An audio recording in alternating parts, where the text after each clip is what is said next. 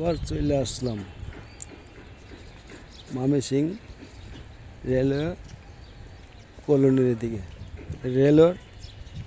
রেলের যে আছে স্টাফ কোয়ার্টার এদিকে চলে এলাম।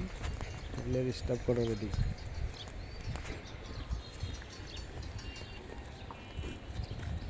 এই দেখেন কত মাল পড়ে আছে, নষ্ট হয়ে লোহা একদম সব পড়ে আছে, সরকারের মাল সব পড়ে আছে, নষ্ট সব নষ্ট হয়ে আছে। এই যে এক ট্রেন দেখেন কীভাবে নষ্ট হয়ে একবারে জল্লা পুরে নাই, কিছুই একবারে খালি।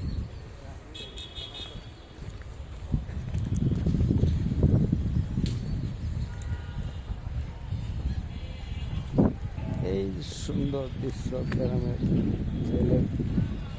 রেলের যে এইগুলো আছে, প্ল্যাটফর্মগুলো আছে, যারা কাজ করে তাদের